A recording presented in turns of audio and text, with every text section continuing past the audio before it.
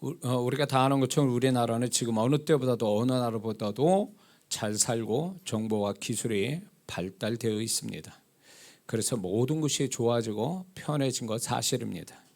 그래서 TV나 SNS의 상에서도 보면 다들 엄청난 행복한 사람, 행복한 인생을 사는 것처럼 보여주고 있습니다. 그래서 그것 때문에 나는 행복하지 못하는데 그것 때문에 그런 영상을 보고 굉장히 또 낙심하고 또 슬퍼하고 이런 분들이 참 많죠. 열등감도 갖고. 그러나 그것은 착각이라는 것입니다. 사람들의 마음이나 삶을 자세히 들여다보면 과거 어느 때보다도 사람들이 불행한 마음을 더 많이 가지고 있다는 것을 알 수가 있습니다.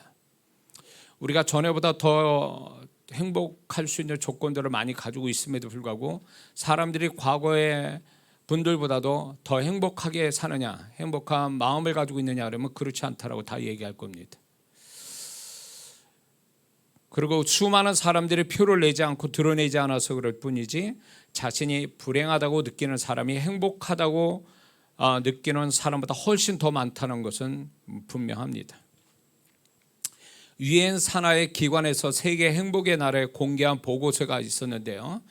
거기서 보면 여러 나라를 이제 행복 지수를 이렇게 봤는데 우리나라 사람들이 스스로 행복 지수를 매긴 점수가 10점 만점에 5.9라고 그럽니다.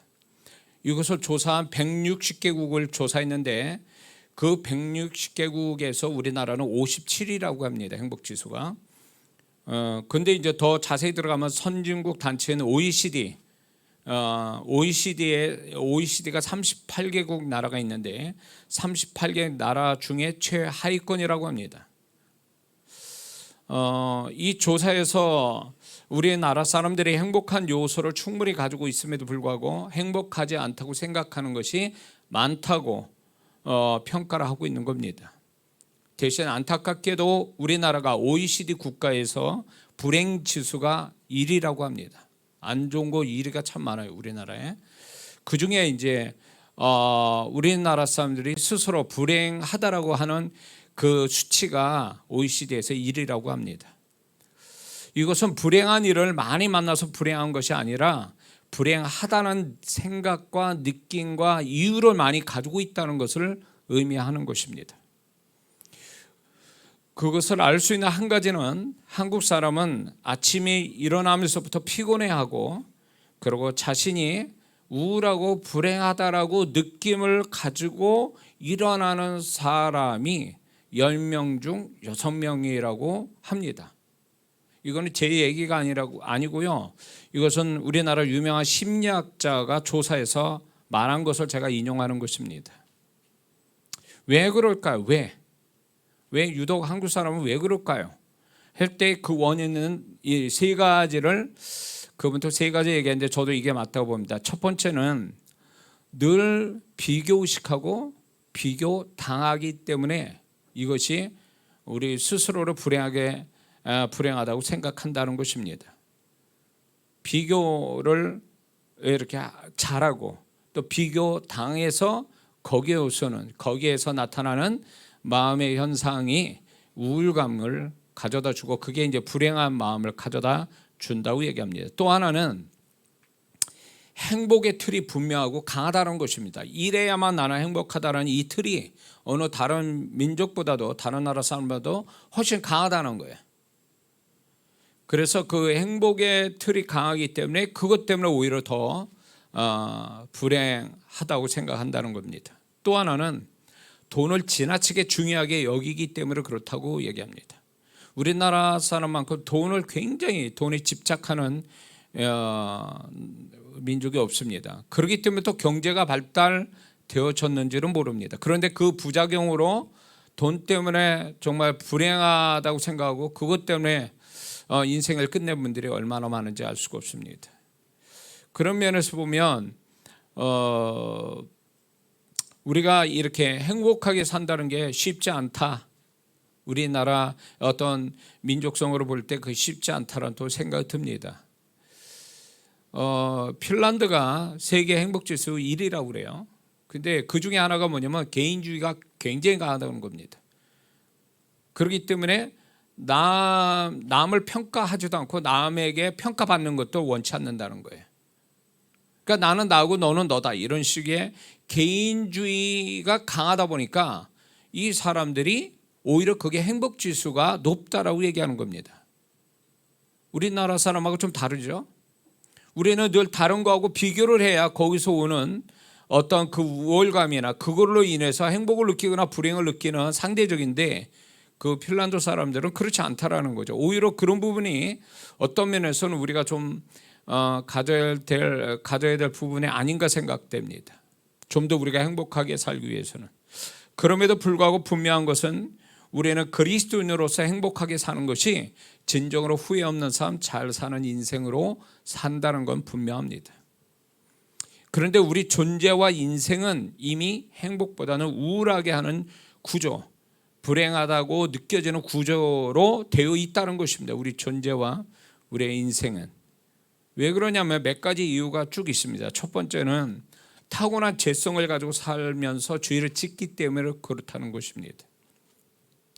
두 번째는 디모데후서 3장 1절에서 5절에 마지막 때 되면 사람들 마음속에 세 가지 사랑이, 잘못된 사랑이 들어가 있는데 자기 사랑, 돈 사랑, 쾌락 사랑, 이걸로 인해서 15가지의 불행한 마음을 이미 가지고 있기 때문에 사람이 우울하고 불행하다는 것입니다. 세 번째는 우리가 살고 있는 세상 구조가 우리를 우울하게 하기 때문에 그렇습니다. 어떤 사람은 나는 직장 못 가서 나는 직장에서 늘 살았으면 좋겠어, 이런 사람 어디 있어요, 세상에. 그렇죠? 이런 사람이 있으면, 그런 직장이 있으면 소개해 주세요. 저도 누군가를 소개해 주게. 그런 직장 다니게. 그런 직장 없습니다. 되도록이면 안 가고 싶고 덜 일하고 월급 받고 이러고 싶은 마음이 인간의 마음이죠. 근데 우리가 특히 이 한국 사람은 잠도 적게 자면서 일은 또 많다고 그래요. 그리고 이게 어떤 그 직장 안에서의 관계 때문에, 그것 때문에 사실은 일보다도 관계 때문에 더 힘들어서 퇴사하는 사람들도 많고요. 그런 거 보면 우리가 살아가는, 우리가 적어도 우리나라에서만 비춰본다면 그런 세상 구조, 우리가 살아가는 세상 구조가 우리를 우울하게 만들기 때문이죠. 그 다음에 삶에 만나지는 문제, 슬픔, 분노, 이런 것들이 우울하게 만들기 때문에 그렇게 우리는 벌써 이미 그런 구조 속에 살고 있다는 거죠. 그리고 환경이나 다른 사람으로 인하여 받는 마음 상처 때문에 우울하다는 것입니다. 특히 우리 한국 사람은 굉장히 감성적이면서 예민해요. 그러다 보니까 상처도 쉽게 받습니다. 근데 그 상처를 쉽게 받는 것이 결국 그 사람을 우울하게 만들고 더 나아가서 불행하게 만든다는 거죠. 좀 덜 이제 핀란드 사람처럼 너는 너, 나는 나, 이런 식으로 살면은 그거에 대한 어떤 우울감이나 불행은 적어질 텐데, 우리는 남의 거를 그냥 자세히 들여다봐야 직성이 풀리는 사람들이에요. 그래서 남이 어떻게 사는지 그런 SNS, 핸드폰에 다 뒤져봐야 돼요. 이런 어떤 모습이 결국 우리를 그런 것들이 우리를 불행하게 만든다는 거죠. 오히려 그래서 자연인처럼 산에서 홀로 사는 사람이 정말 제일 행복한 것 같기도 해요. 연결되는 게 없으니까 그냥 나 하나만 잘하면 되니까, 그게 오히려 많은 분들이 그 불행하다고 생각한 분들이 산에 들어가서 산다 그래요. 보통 그런 분들이 산에서 행복을 찾고 산에서 건강 찾고 산에서 장수하는 이유가 거기 있는 것 같아요. 근데 우리가 그렇다고 그렇게 살 수는 없잖아요. 살 수 없기 때문에 우리는 그걸 감안하고 살아가야 되는데, 그것 때문에 사실은 우리는 더 우울해지고 불행한 마음을 갖게 되죠. 또 하나가 뭐가 있냐면, 나이 먹으면 살아온 경력 때문에 긍정적 감성 지수가 떨어진다는 것입니다. 나이 먹어갈수록 긍정적 감성 지수가 떨어져서 우울해진다는. 그래서 나이 드신 분들이 쉽게 삐지고 상처 잘 받고, 우리 교회 나이 드신 분도 있지만 다 그런 건 아닌데 보통 그렇다는 거예요. 나이 드시면 서운한 게 많고 그런 걸 모든 걸 다 우울하게 보고 이런 경향이 있다는 거죠. 그것 때문에 이제 좀 불행해지는 불행한 마음을 갖게 된다는 거죠.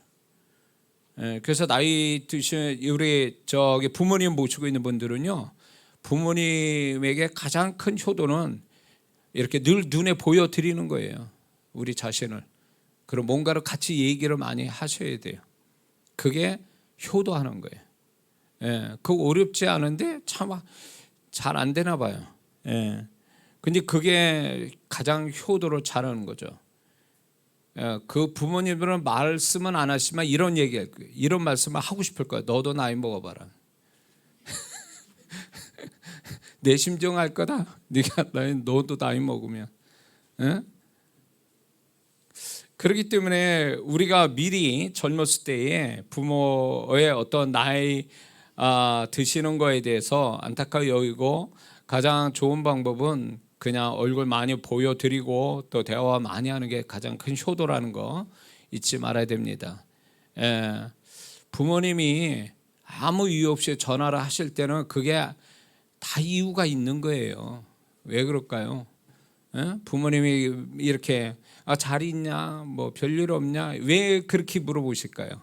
자녀가 걱정돼서 물어보시는 것도 있지만 외로워서 그렇게 하시는 거예요. 찾아가 봐야 돼요. 그래서 나이 먹으면 사람이 우울감이 더하고 불행한 마음을 더 갖는다는 거죠. 그리고 뿐만 아니라 이제 영적으로 보이지 않는 마귀 역사가 우리에게 주변에 역사하고 있기 때문에 우리는 우울해질 수밖에 없어요. 그래서 제가 늘 그 마음이 우울해지고 불행한 마음을 갖게 된다면 먼저 죽기부터 하라는 이유가 귀신 역사로 그럴 수 있거든요. 그렇기 때문에 걔네들은 어떻게든지 믿는 자의 마음속에 치고 들어와서 우리를 불행하게 만드는 게 목적이니까 여러분들이 마음이 이상하다 그러면 무조건 이거는 죽기부터 해야 돼요. 그래야 이제 악한 영이 떠나가야 이제 우리가 그것으로 인한 어떤 불행한 마음들이 소멸될 수 있습니다.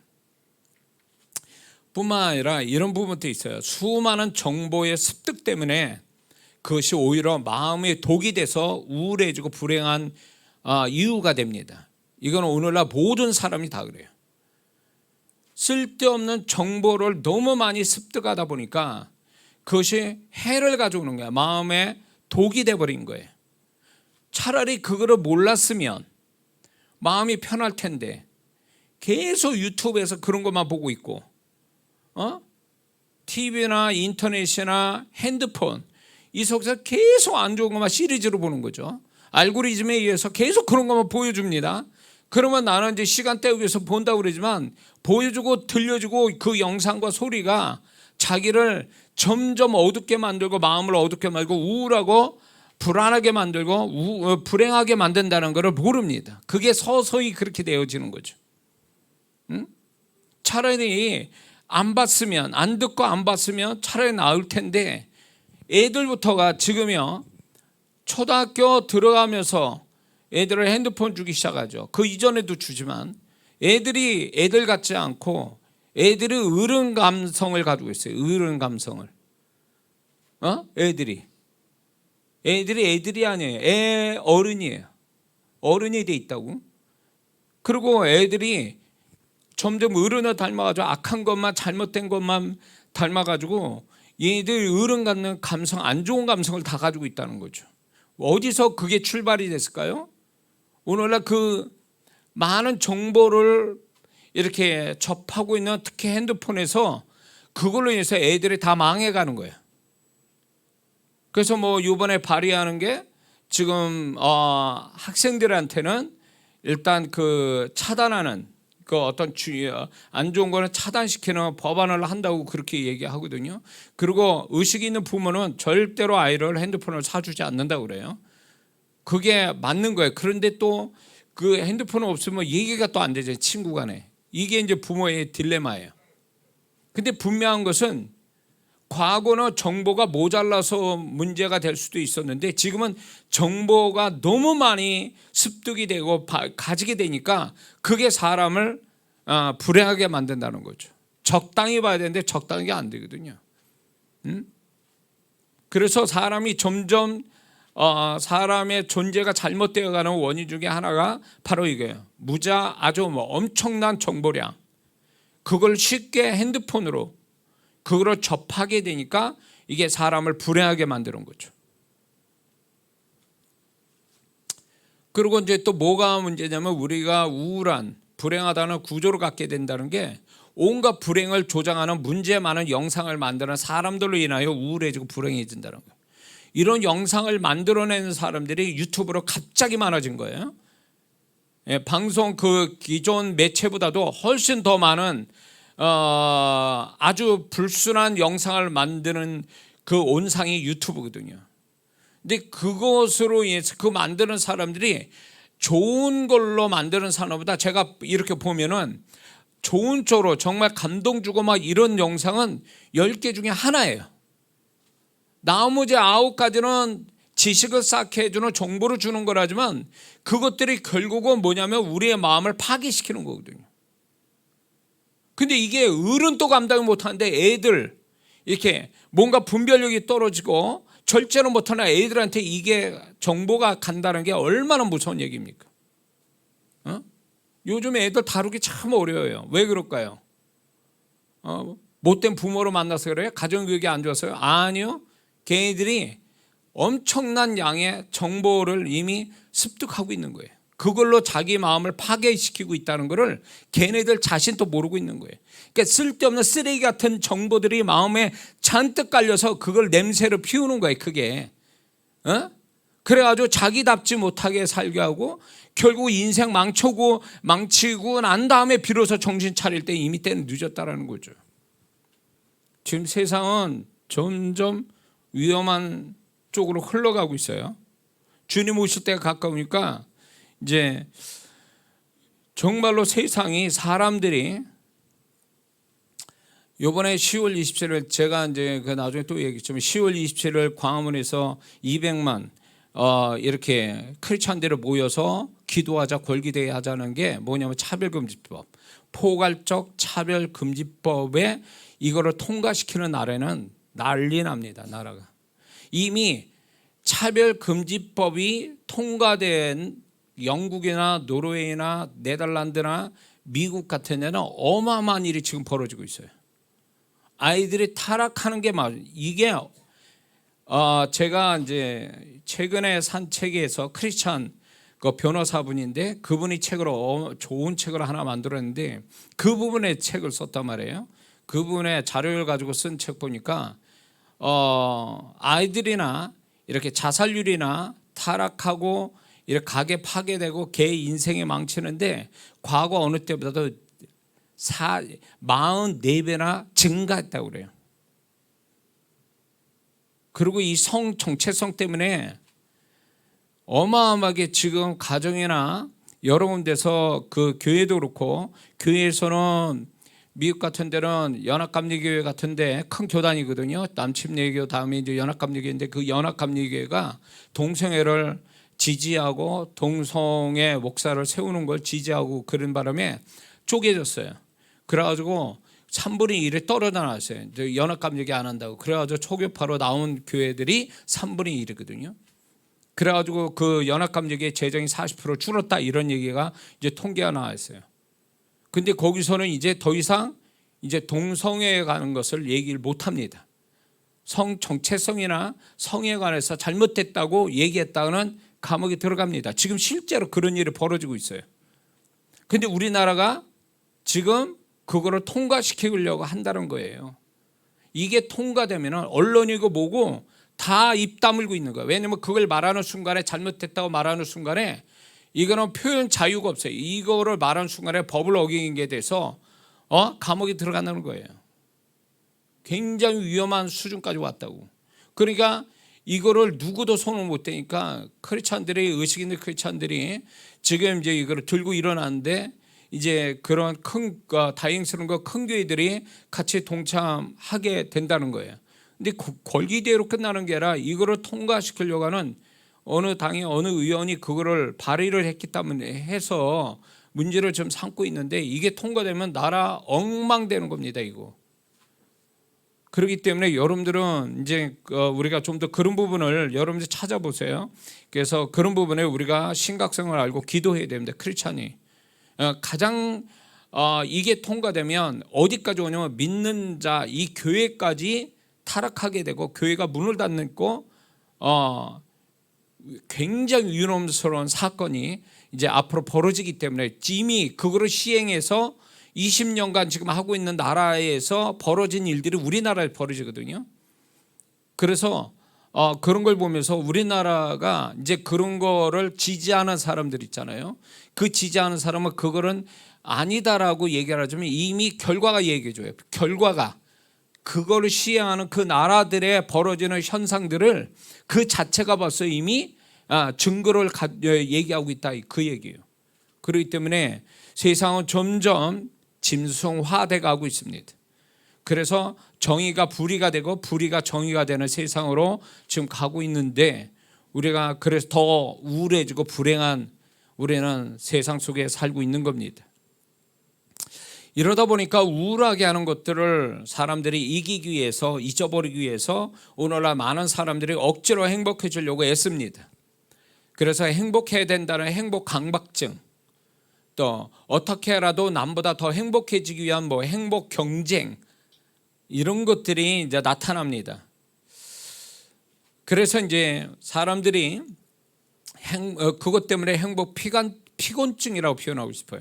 행복 피곤증에 걸리게 하고 급기야는 남에게 보여주기 위한 조작된 거짓 행복, 가짜 행복을 만드는 지경까지 이르게 됐다는 것입니다. 그래서 이것이 가짜 행복한 것처럼 보였다가 들통나서 부끄러움 당하는 사람들도 이렇게 가끔가다 뉴스에 나오기도 합니다. 그런가 하면 우리나라 사람들은 타 민족에 비해서 염려하고 걱정하고 근심이 많은 민족입니다.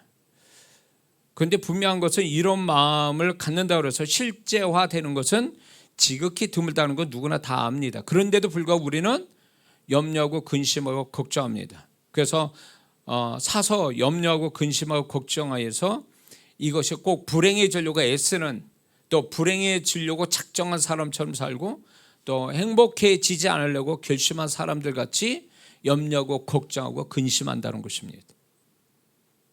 이것이 사실은 우리가 그런 너무 감성적이다 보니까 이 감성적인 부정적 감성이 커가지고 이것 때문에 오히려 가만히 생각해 보면 내가 스스로 불행해지려고 작정했구나, 나는 행복하고 거리가 멀게 살려고 나는 결심한 사람이구나, 이런다라는 거예요.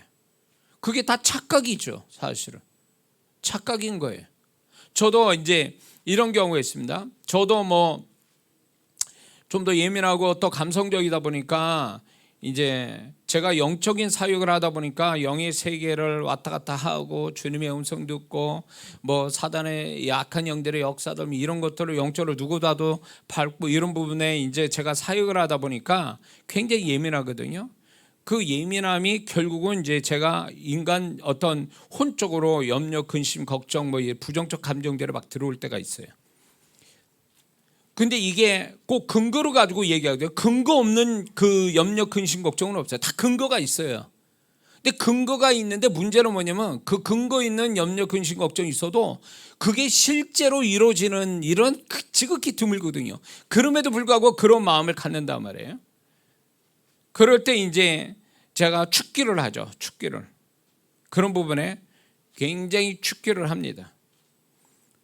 축기를 해도 안 없어지면 그게 귀신 역사 아니구나, 내가 혼적으로 부정적이라 그런 마음을 갖고 있구나 라는 것을 생각하게 됩니다. 그럴 때 이제 이런 부분에 대해서 주님께 부탁해요. 주님, 제가 나도 어떻게 통제 못하는 이런 생각으로 감정이 이렇습니다. 이렇게 제가 주님께 부탁을 하거든요. 그럴 때 주님께서 그런 마음이 너 결코 네가 생각하는 그 앞에 그 염려, 근심하고 걱정하는 거, 네 앞에 그 일이 절대 일어나지 않아. 그분의 한 말씀에 모든 게 싹 사라지는 걸 경험합니다. 처음에 죽기 가지고 해서 없어지는 경우 있어요. 근데 죽기 이게 귀신 역사가 아니고 내 부정적 감정에서 일어나는 걸 알게 됐을 때 나도 통제가 안 되는 거예요. 그럴 때 이제 주님께 부탁하거든요. 그럴 때 주님께서 딱 그 한 말씀 딱 주시면 그게 다 정리가 돼버려요. 신기한 거죠. 주님이 나의 마음을 다스려 주신다는 걸 그때 경험해요.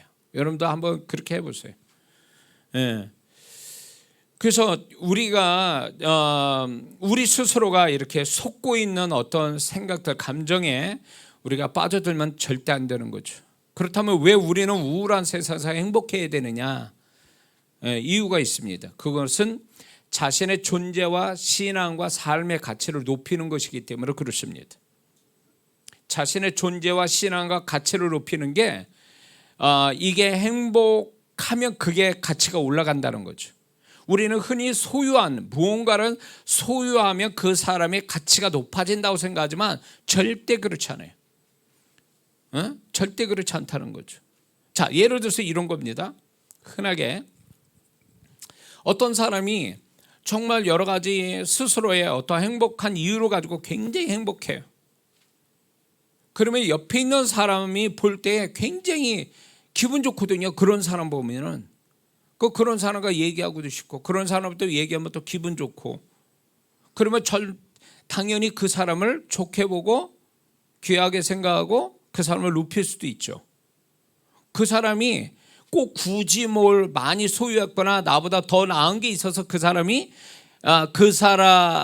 그것 때문에 그 사람과 더 사귀고 싶고 그 사람이 더 좋아 보이지는 않거든요.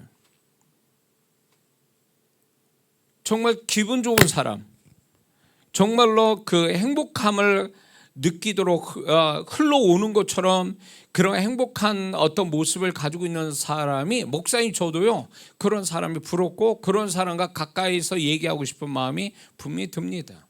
그런 사람이 가치가 있는 사람이 되는 거죠. 꼭 무슨 소유하고 뭔가 있어서 가까이 하는 것보다 훨씬 가치 있는 어떤 관계가 되겠죠. 그리고 왜 우울한 세상 우리가 행복해야 되냐면 우리는 단 한 번만 살고 되돌아갈 수 없는 인생을 살기 때문에 그렇습니다. 한 번만이에요. 딱. 우리는 일회용 인생이에요. 한 번밖에 없어요. 그렇기 때문에 우리는 한 번 사는 많은 인생에 우리는 또 더군다나 짧은 인생 삽니다.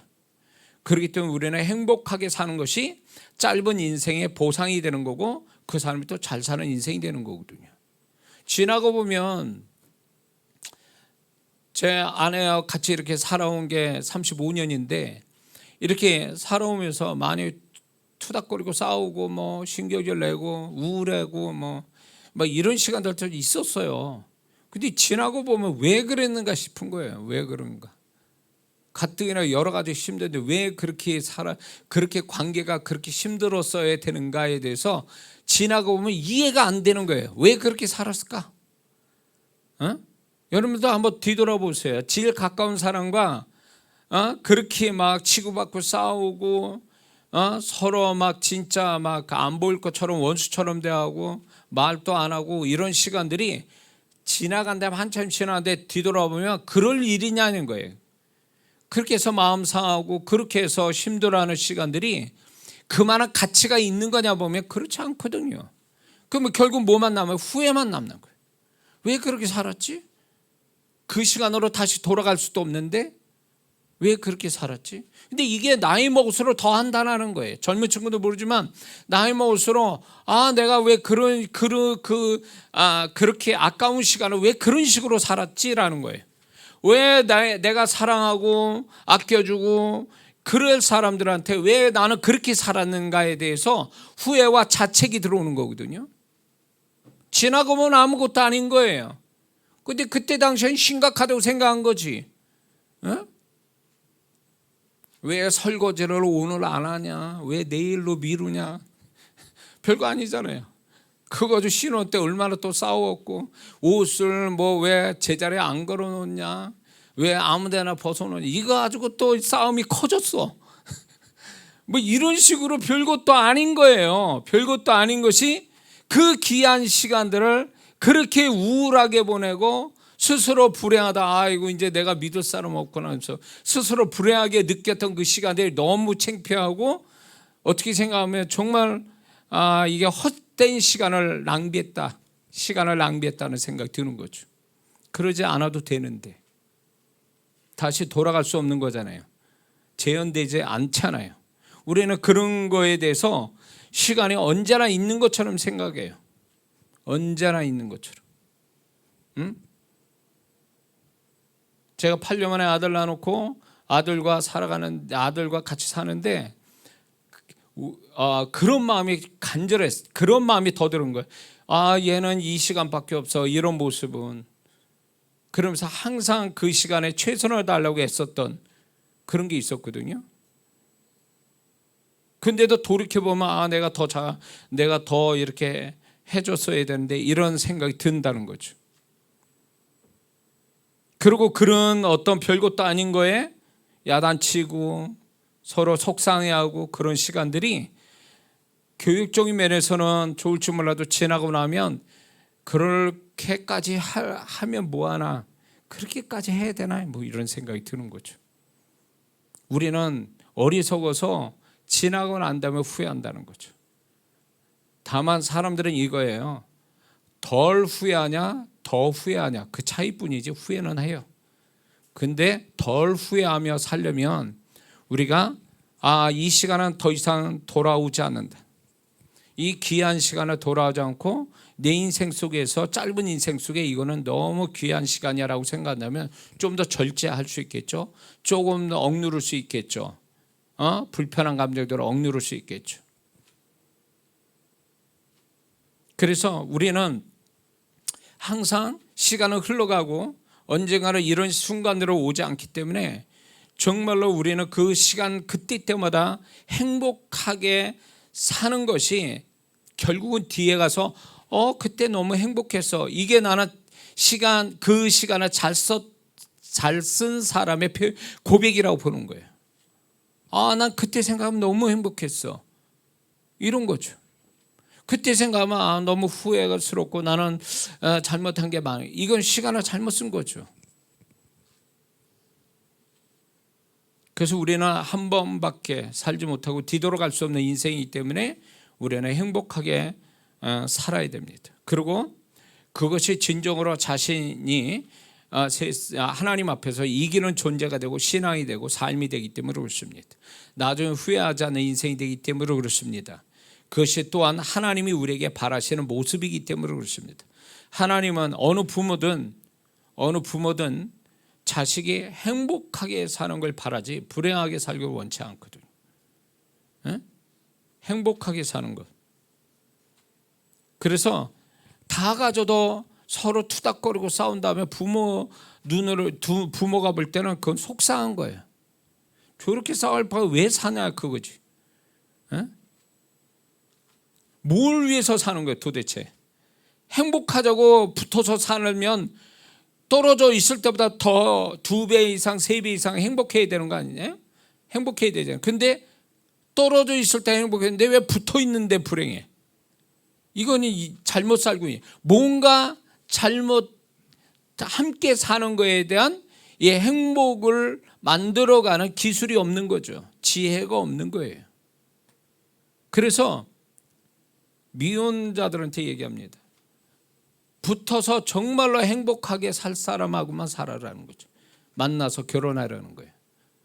그리고 착각하지 말라는 거예요. 떨어져 있어서 행복한데 붙어 있으면 행복할 것 같다라는 이 착각은 버려야 돼요. 분명하게 냉정하게 생각해야 돼요. 정말로 같이 있음으로 인해서 더 행복한다면 그 사람만큼 하나님은 어쩌면 정말 하나님이 보내준 사람인 거예요. 그 사람이. 물론 살다 보면 여러 가지 문제도 있겠지만 서로 잘 극복해가며 오로지 서로의 행복을 위해서 살아가는 그런다면 문제는 아니죠. 근데 행복해지지 못한다면 오늘날 많은 어떤 가정의 문제들이 모자라서 부족해서 문제가 아니라 행복하지 못해서 문제가 생긴 거거든요. 저는 우리 주오신 교회가 저는 이렇게 제가 이제 해외 집회도 하고 교회를 해외 국내에도 그렇고 해외 집회 이제 가보면 저는 이런 걸 많이 보게 돼요. 특히 해외 집회, 한인 교회를 가보면 다 힘들게 살거든요. 그러면 교회라도 와서 행복을 느끼고 돌아가야 되는데 그 교회가 더 살벌해. 교회에 오는 날이 서로가 더 긴장된 거야 아마. 누가 사고 치지 않을까? 예배는 뚱하고 드렸다가 끝나면 이제 문제가 터지기 시작하는 거예요. 그런 교회를 제가 집회를 가봤단 말이에요. 왜 그러죠? 그러니까 그 몇 사람이 교회를 살벌하게 만들거든요. 그래서 목사님도 그렇다는 거야. 아우, 저 성도 안 나왔으면 좋겠다고. 안 나왔으면. 어? 왜 교회에 힘들게 세자 타국에서 살면 교회에서 위로받고 또 행복감을 느껴야 또 세상을 살 수 있는 힘이 될 텐데 교회가 더 살벌하니까 이거는 교회가 아닌 거죠. 저는 우리 교회가 저는 이런 교회가 만약에 그런 성도였다면 제가 대놓고 나가라 그럴 거예요. 그 성도 때문에 교회가 아주 불행한 교회가 되니까. 어? 교회는 결국 뭐예요? 여러분들이 세상 살면서 힘들게 살면서 교회에 와가지고 주님으로부터 임재 속에 안정감을 평안을 느끼고 힐링 치유도 되고 서로 성도 간의 교제 속에 행복도 느끼고 이래 교회 생활이지. 교회 와서 막 정말 문제만 나가지고 힘들고 별로 안 좋은 사람과 또 다툼도 생기고 이러면 그게 무슨 교회 생활이에요? 그 죽으신 교회는 추구하는 게 저는 그거예요. 교회 와서 행복을 느껴야 이게 교회다. 그래서 일하다가 교회에서 봉사를 너무 많이 해서 지친다 하지 말라는 거예요. 왜 그렇게 봉사하냐고. 자기가 스스로 행복이나 만족감이나 즐거움을 못 갖는 봉사는 하지 말라는 거예요. 그럴 필요 없는 거예요. 하지 말라는 거예요. 왜 그렇게 해가지고 교회 와서 세상에서도 인상 쓰고 우울한데 교회까지 와가지고 교회 봉사한다고 그래가지고 그것 때문에 서로 상처 주고 그것 때문에 마음이 우울해지고 이런 다음에 교회 봉사하면 안 돼요. 그런 성도는 하지 말라는 거죠. 안 하는 게 그 성도를 도와주는 거예요. 그냥 은혜 받고 같이 식사 맛있게 하고 같이 대화하고 교회 가면 되잖아요. 근데 봉사를 한다고 그래가지고 그냥 자기가 혼자 봉사 다 한다고 그러다가 상처 있고 막 힘들어하고 기쁨이 아니라 막 이 부담감이나 이런 마음을 갖는다면 하지 말아야 되는 거예요. 그거는 교회는 그런 데가 아니란 말이죠. 제가 무슨 뜻으로 얘기하는지 아시겠죠? 자, 그리스도인으로서 세상보다 더 행복할 이유는 분명히 있습니다. 세상 사람보다도. 그건 뭐냐면 첫 번째는 구원받아 하나님 자녀 되어서 하나님으로부터 보장받는 존재와 삶을 살기 때문에 그래요. 저는 지금 또 내가 주님 안에 산다는 게 얼마나 감사하고 행복한지 몰라요. 어떻게 살든 간에. 근데 많은 그리스도인들이 구원받아 하나님 자녀 되어 하나님의 보호하심과 하나님의 어떤 돌보심으로 살아가고 있다는 것이 얼마나 안정되고 위로가 되고 힘이 되는지 이거를 못 느끼는 성도들이 너무 많은 거예요. 그러다 보니까 구원은 하나님 자녀 돼서 하나님 보호 안에 사는 것이 아무런 그분에게 행복을 주지 못한다는 것만큼 이게 또 불행한 것이 없는 거죠.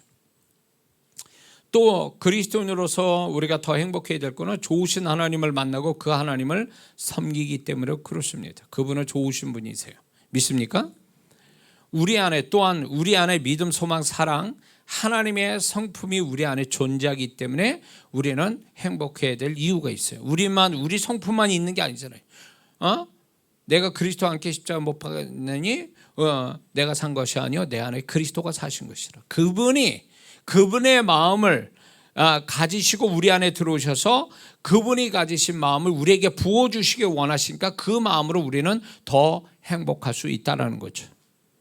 뿐만 아니라 영적 행위로 말미암아 세상 사람이 가질 수 없는 차원 높은 행복함을 가질 수 있기 때문에 그렇습니다. 제가 언제 한번 영상을 봤는데 4월 초파일 되기 전에 이제 그 방송에서 기획 프로그램을 만들어가지고 큰 절간에 이제 4월 초파일 날 사람도 오면 뭐 이렇게 음식 먹이고 이런 거에 대해서 봉사를 하는 거예요. 또 그 전에 좀 더 가지고 이제 좀 있으면 김장철인데 김장한다고 몇백 포기 하는 그 절간을 보여줬는데 거기서 일하는 소위 말하는 보살이라는 분들 얼마나 행복한 표정을 가지고 일을 하는지 몰라요. 야, 죽은 신을 믿는데도 저렇게 봉사하는 걸 저렇게 좋아하는데 우리는 살아계신 하나님, 시퍼렇게 살아계신 하나님을 섬기고 사는데 왜 이렇게 인상 쓰고 살아야 되는가? 어? 절간 와서 앉아있는 것조차도 굉장히 좋아하고 행복해하는 사람들이거든요. 근데 왜 우리는 하나님이 임재하신다는 교회 와서도 부담스러워하고 어떻게 하면 도망갈 생각하고 어떻게 하면 빨리 떠나고 싶고 이런 마음은 어디서 온 거냐 그 얘기 도대체. 에? 저는 그거 보면서 좀 아쉬움을 좀 가졌습니다. 그러므로 우리가 행복해지기 위해서, 우울한 세상에서 행복해지기 위해서 우리는 어떻게 해야 될까요? 이게 이제 중요한 겁니다.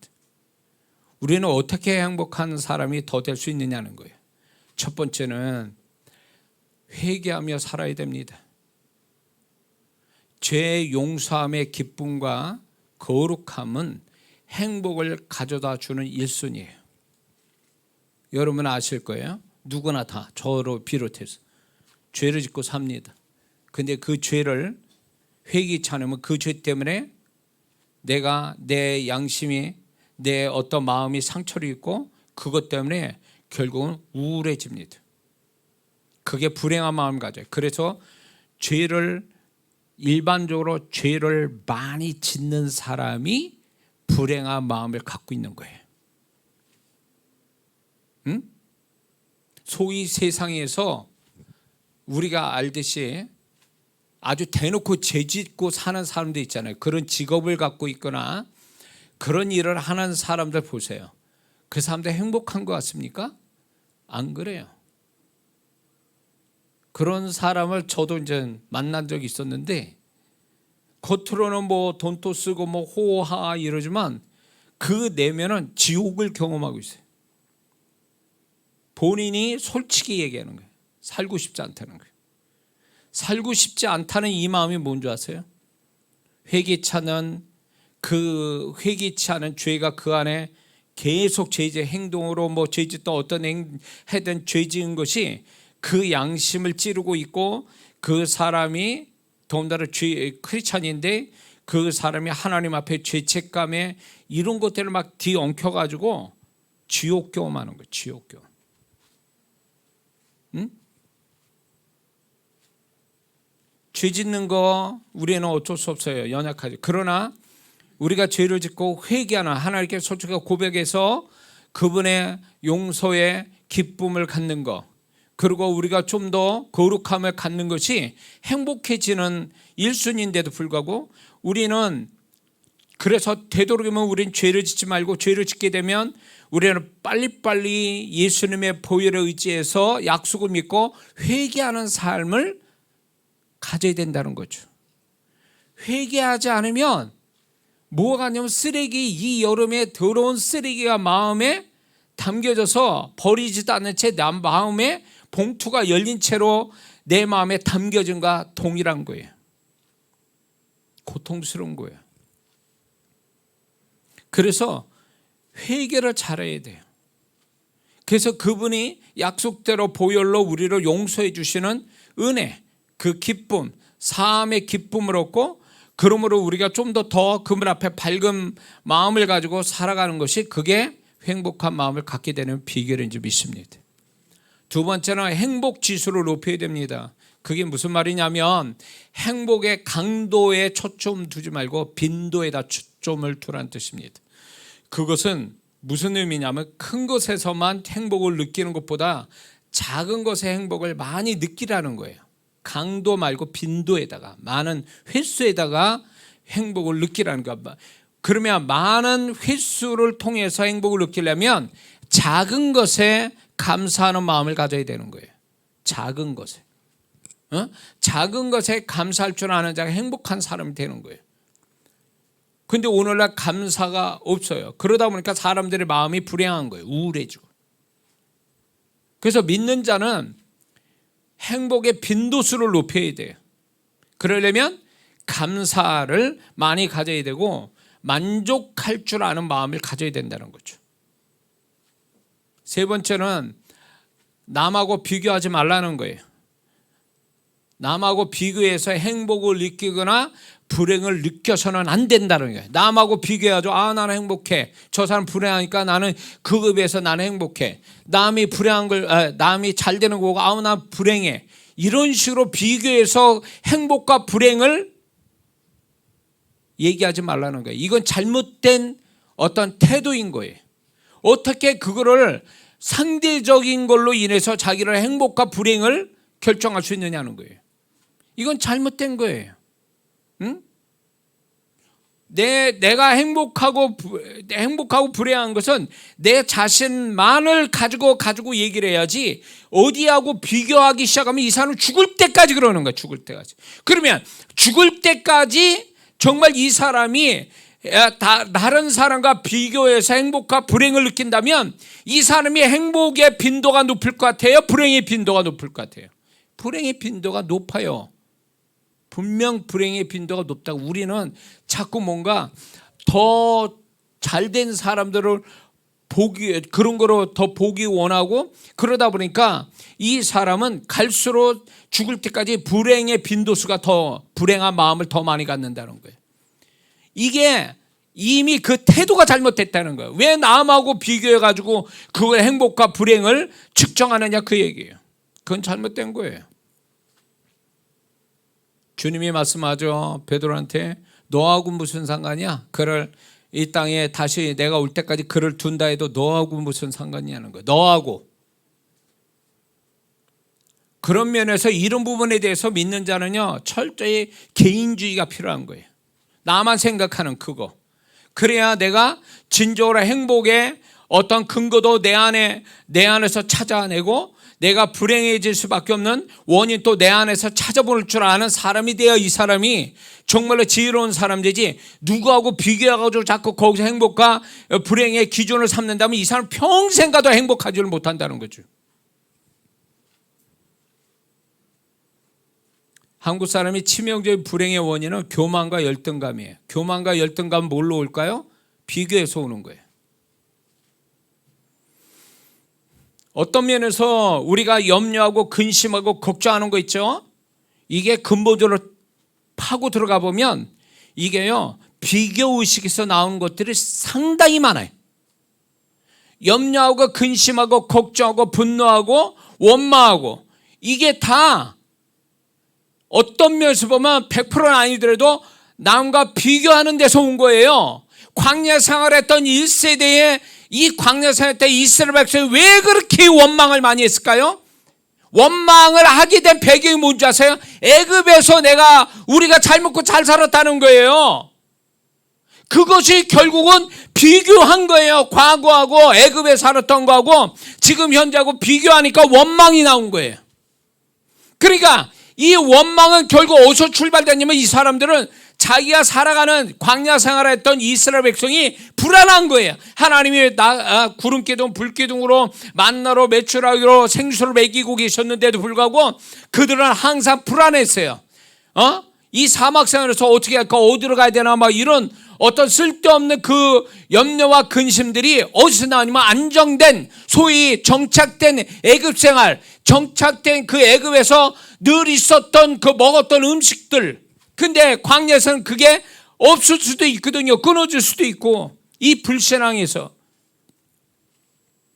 그러니까 비교의식에서 나온 거예요, 그들의 원망은. 근데 오늘날 우리가 원망을 안 해도 염려하고 근심하고 걱정하는 것들이 결국은 어디에서 출발이 되냐면 비교에서. 저 사람은 저렇게 사는데 나는 왜 이렇게, 쟤는 저런데 나는 왜 이러지? 그러면서 거기서 이렇게 염려 근심이 넘어가지고 이제 우울해지고, 그 다음에 자책하고 자학하고 이런 식으로 발전해 가는 거죠. 그러니까 그 모든 게 나 자신 하나만 들여다보고 이렇게 판단하는 게 아니라 꼭 뭔가하고 비교해서 오는 것들이니까 이거는 이미 잘못됐다는 거야. 그렇게 비교하는 데서 오는 그런 판단은 잘못된 판단이라는 거죠. 그런데 우리는 그것도 몰라요. 응?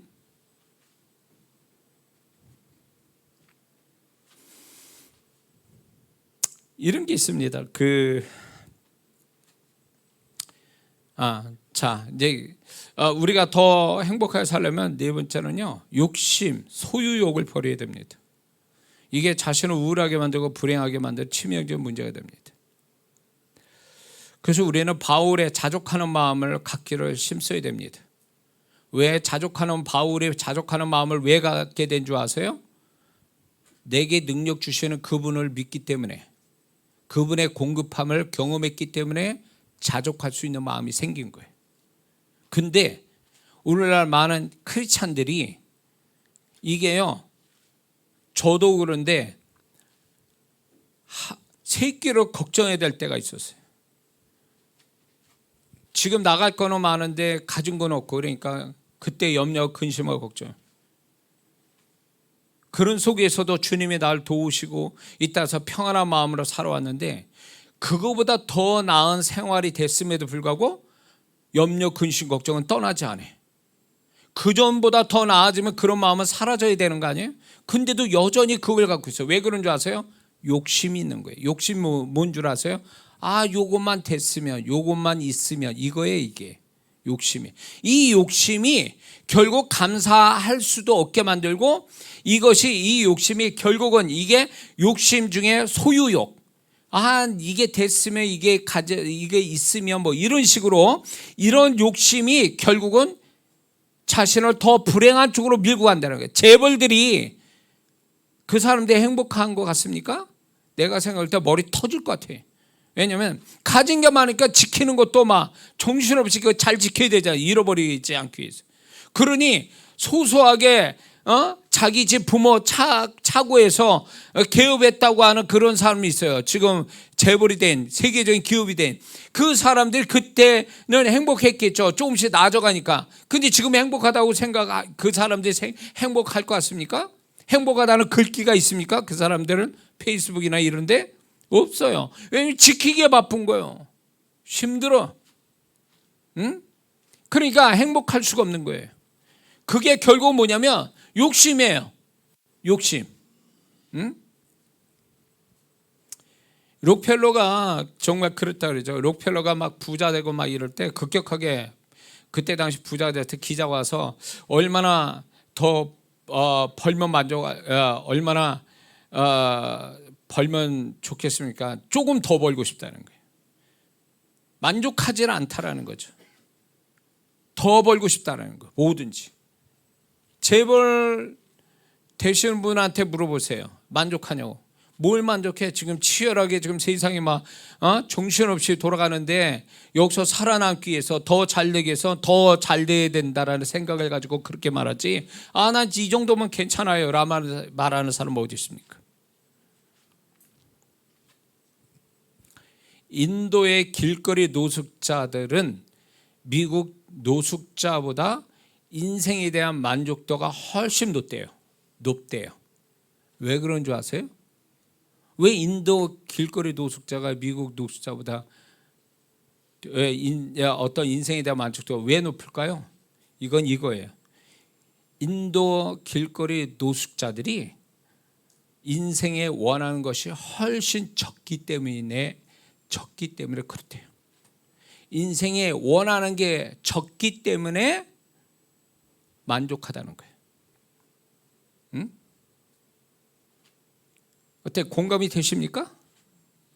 같은 노숙자인데도 누구는 만족하고 누구는 불행하다고 생각하고 산다는 거예요. 응? 그러니까 사람이 어떤 만족도가, 충분한 만족도가 되려면 바라는 게 적어야 돼요. 많아버리면 그 만족을 갖기가 어렵다는 얘기죠. 응? 하나님 이 정도만 주셔도 전 감사합니다. 이렇게만 있어도 저는 감사해요.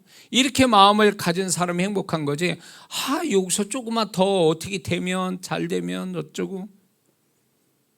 내가 그런 성도들을 집회 가운데서 이렇게 보면 이것만 되면 살 것 같아요. 그런데 정말 그분이 됐어. 그러면 그 전보다 더 살 것 같은 행복감을 가지고 나한테 오느냐? 절대 안 그렇다는 거죠. 인간의 욕심이 발동된 거예요. 그 욕심이 자기를 집어삼키고 있다는 걸 몰라요. 이런 결과, 이런 또 보고가 있어요. 생활에 대한 만족도와 1인당 GDP의 관계를 조사한 연구에 따르면 1인당 GDP와 생활의 만족도는 어느 정도 비례 관계가 있다고 그래요. 어느 정도까지는 GDP. 그런데 1인당 GDP가 8,000달러, 한국 돈으로 한 1,100만 원 정도가 넘어가면 삶의 만족도와 수입의 관계가 없어진다는 결과가 나왔어요. 이 얘기 뭐냐면, 만약에 GDP가 8,000달러 이상이 되어지면 그 사람은 결코 삶의 만족도가 결코 높아지지는 않는다라는 거예요. 8,000달러가 만족도 끝이고 그 이상만 되면 만족도가 떨어진다는 거, 오히려. 그러니까 사람이 수입이 많다고 해서 그 사람이 더 만족도를 가진다는 게 아니라는 거예요. 이건 조사에서 나온 거예요. 이렇게 연구 발표했는데. 그러니까 내가 저 사람 같이 저 빌딩을 가지고 살면 좋을 텐데, 그 사람한테 물어보세요. 그 사람 행복하냐고. 그 사람은 이렇게 할 거야. 빌딩 하나 더 가졌으면 좋을 텐데. 이런 식으로 얘기할 거라는 거예요. 그러니까 사람들이 통장에 정말로 진짜 자기 수준에서 어느 정도 돼야 통장을 보면서 나한테 돈이 이만큼 있어라고 만족하지, 만약에 그 이상의 돈이 들어가 있으면 그거는 그 사람의 만족도가 안 된다는 거예요. 행복감을 못 준다는 거예요. 그 숫자 자체가. 그게 결국 뭐냐면 욕심을 부렸기 때문에, 욕심이 작용하기 때문에 그런 거예요. 욕심이. 하나님 앞에 계속 구할 것이 많아서 구하는 사람은, 내가 볼 때 그 사람들이 한 번쯤 점검해야 될 게 뭐냐면 욕심으로 구하는 게 아닌가를 생각해야 돼. 더 이전에 정말 지금 상황이라도 만족하며 살아갈 수 있는 사람이냐는 거예요. 지금 만족하고 살 사람이면 하나님이 더 주셔도 더 만족할 사람이에요. 근데 지금 만족하지 못하는 사람은 더 줘도 만족을 못한다는 거예요. 이건 틀림없어요. 인간의 욕심이 계속 작동해야 하는 거예요. 없으니까 구하는 것이 당연한 것처럼 보이지만 어쩌면 그 사람 밑바닥에 욕심이 작용해서 달라고 그런지도 모르는 거예요. 그러면 없을 때 욕심이 작동하는 것은 이게 욕심이 나를 지배해서 그런 거다로 생각 못 하거든요. 근데 이 사람이 자기 욕심이 나를 삼키고 있다는 걸 언제 아니면 그것이 이루어진 다음에 만족하고 더 이상 구하지 않는 다음에 이 사람은 욕심이 없는 사람이지만, 구한 다음에 얻어진 다음에 또 뭔가를 구하는 사람이 있다면 이 사람은 자기 욕심이 자기를 지금 지배하고 있다는 증거가 된다는 거예요.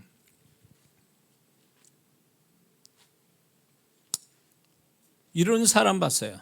형통하지 못하고 잘 못 살 사람의 특징이 뭔지 아세요? 하나님이 뭔가를 주셨을 때에 이 사람이 이렇게 생각하는 거야. 만약에 예를 들어서 이 사람이 1,000만 원을 하나님 주셨어요. 그러면 하나님이 내가 없는 데서 1,000만 원 주셨는데 너무 감사합니다.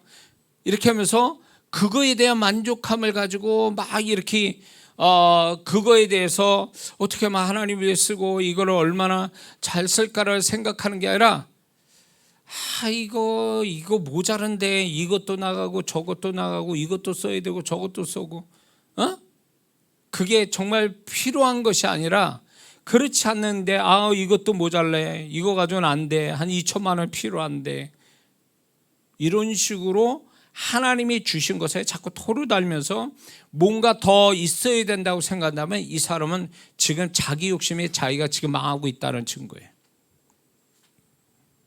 이런 사람한테 하나님이 더 주실 것 같습니까? 절대 그렇지 않아요. 하나님은 하나님이 주신 어떤 식으로 주셨든 간에 그거에 대해서 만족할 줄 아는 사람, 정말 그걸로도 만족하고 감사할 줄 아는 사람한테 하나님은 그런 자에게 주시는 거지, 계속 끝없는 바닷물 마신 자처럼 그냥 갈증에 뭔가 더 얻기를 원해서 이거 끝나면 저거, 저거 끝나면 저거, 막 계속 이런 식으로 뭔가 더 있어야 된다고. 이런 사람. 이게 있고 나니까 저게 필요한 거야. 또 저걸 구하고, 저게 채워주면 또 다른 게 보여서 그걸 또 구하고, 이런 식으로 끝없이 자기 욕심에 끌려서 그렇게 하니까 하나님은 그를 기뻐할 수 없는 거죠. 우리가 행복하게 살려면 돈을 사랑해서는 안 됩니다. 디모데전서 6장 10절 보니까 돈을 사랑함이 일만하게 뿌리가 되나니 이것을 사모하는 자들의 미혹을 받아 믿음에서 떠나 많은 근심으로서 자기를 찔렀도다. 돈을 사랑하는 게. 디모데후서 3장 2절에 사람들은 자기를 사랑하며 돈을 사랑하며 이랬습니다. 이게 돈을 사랑하지 말라는 말이 어떻게 보면 이상하게 들지 몰라도 돈을 최우선으로 여기지 말라는 거죠. 돈을 최고의 가치로 여기지 말라는 얘기겠죠. 그래서 돈은 사랑할 대상이 아니고 돈은 하나의 내가 살아가는데 수단에 불과하다는 거죠. 돈을 사랑하지 말라는 건 돈이 목적이 돼서는 안 된다는 거예요. 돈이 하나의 목적이 아니라 수단이 돼야지, 목적이 되는 순간부터 모든 그것 때문에 모든 것들이 다 깨져버린다는 거죠. 근데 많은 사람을 돈을 지키기 위해서 관계도 깨트리고 주님도 버리고 말씀도 불순종하는, 이거는 소위 말해서 돈이 우상이 된 사람이죠. 하나님이 이런 자에게 더 주실 건 없다라는 거죠. 우리는 돈이라는 건 우리 자신을 하나님이 행복하게 갖게 하시려고 수단으로 주신 거지, 그것이 목적이 돼서는 안 된다는 거죠. 모으는 재미있는 사람 있어요. 통장의 숫자 늘려가는 거에 재미를 껴요. 그게 결국 하나님 앞에서나 뭔가 하나님이 우리 진들을 행복하기 위해서 이렇게 하나님이 주신 것들에 대해서 그거를 단지 모으는 것만 가지고 행복을 느낀다면 그 사람은 진정한 행복을 가지지 못한 자예요. 돈은 쓰라고 주신 거지 모으라고 주신 게 아니라는 거죠. 씀으로 인해서 행복을 느끼라는 거죠. 씀으로 인해서. 불행한 사람은 계속 모으는 사람이죠. 쓸 줄은 모르고.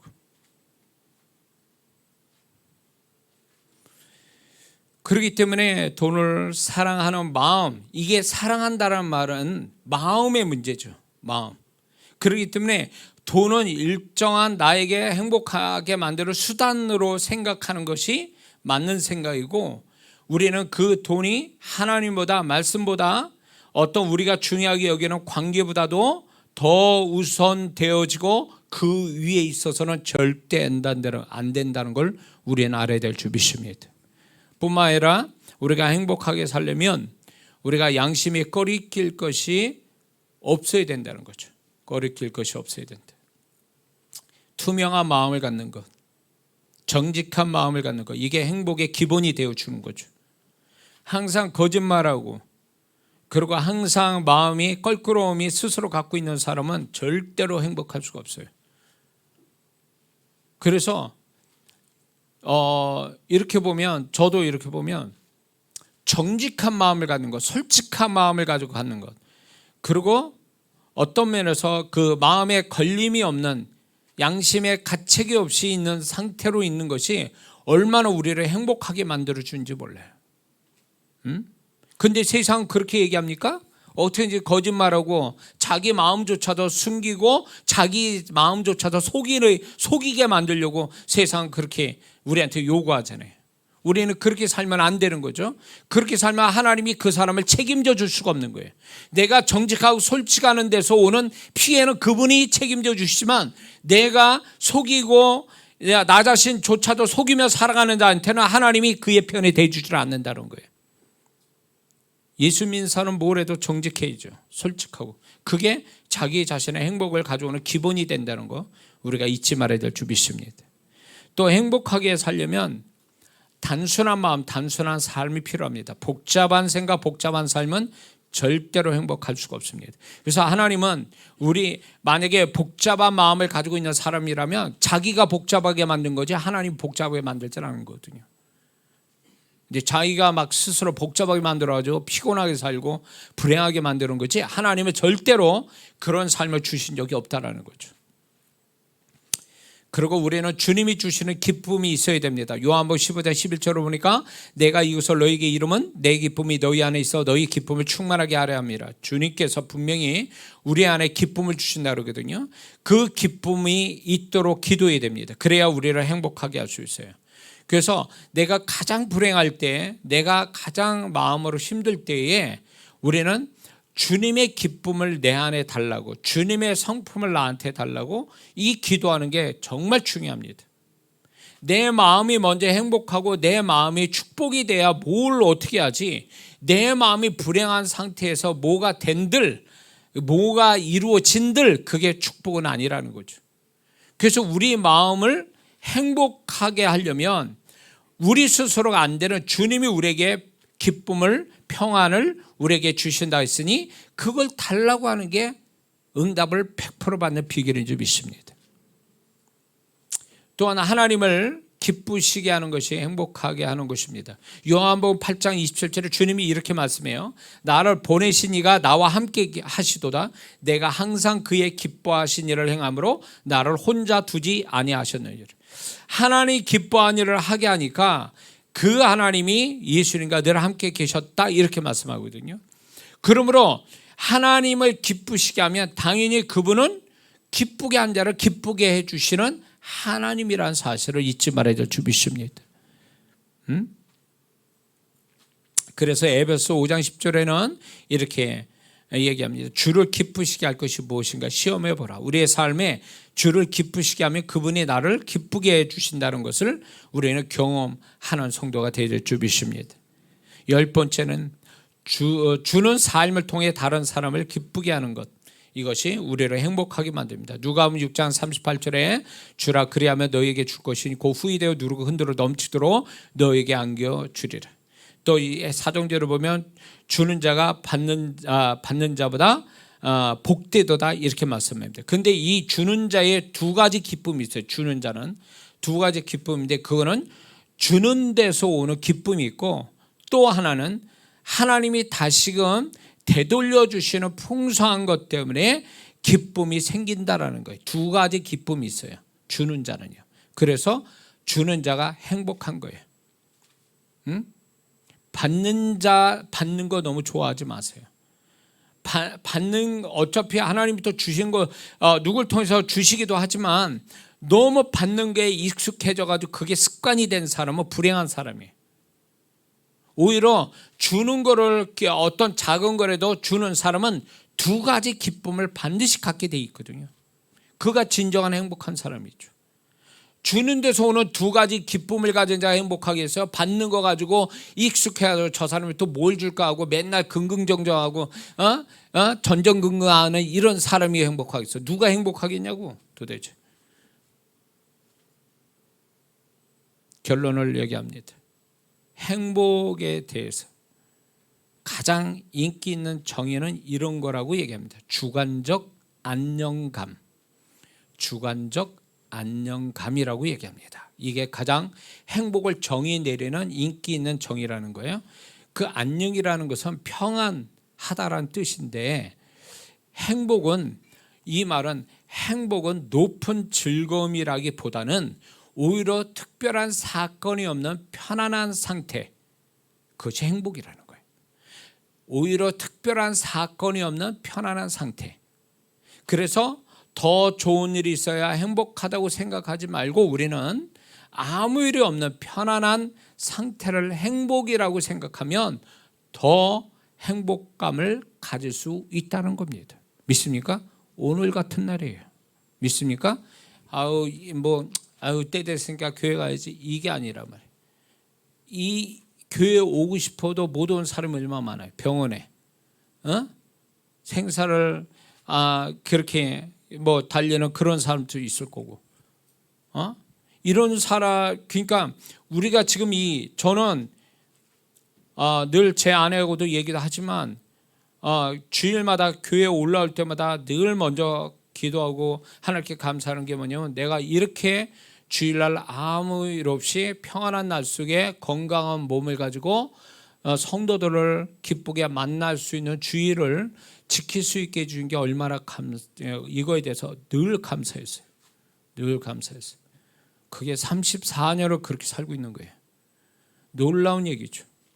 하나님이 34년을 평안한 날 속에 주일을 지키게 하셨어요. 그 중간에 지금 좀 코로나 걸려서 다녀오기도 했지만 그러니까 더 평안한 날 속에 하나님을 경배할 수 있는 이 시간이 얼마나 이게 감사한지 몰라요.